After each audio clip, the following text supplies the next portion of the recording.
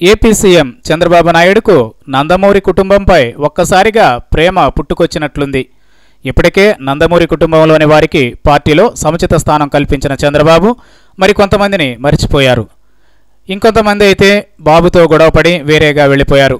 అయితే నందమూరి హరికృష్ణ, బాలకృష్ణ, రామకృష్ణ వీరు మాత్రం బాబుతో కలిసే ఉన్నారు. బాలకృష్ణ ఇప్పటికే హిందూపురం ఎమ్మెల్యేగా ఉండగా హరికృష్ణ ఎంపీగా పనిచేసి ప్రస్తుతం ఖాళీగానే ఉన్నారు. రామకృష్ణ మాత్రం రాజకీయాలతో సంబంధం లేకుండా సినిమాలపైనే దృష్టంతా పెడుతున్నారు. అయితే నందమూరి కుటుంబంలోని వారికి మరింత ప్రాధాన్యత ఇవ్వాలన్నదే బాబు ఆలోచన.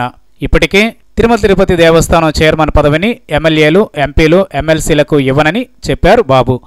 ఇక మాజీలు, పార్టీలో సీనియర్లుగా ఉన్న కొందరు తిరుమల తిరుపతి దేవస్థానం చైర్మన్ పదవిపై ఆశలు పెట్టుకున్నారు. కానీ తిరుమల తిరుపతి దేవస్థానం చైర్మన్ పదవిని నందమూరి హరికృష్ణకి ఇవ్వాలన్న నిర్ణయానికి వచ్చేశారట.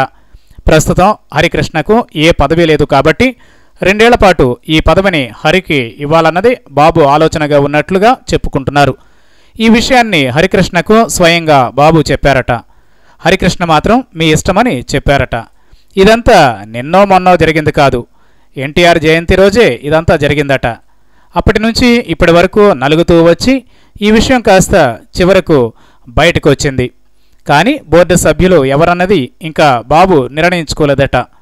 మరో వారం రోజుల్లో తిరుమల తిరుపతి దేవస్థానం పాలక మండలి బోర్డు సభ్యులకు సంబంధించిన జీవో విడుదలయ్యే అవకాశాలు ఉన్నాయి.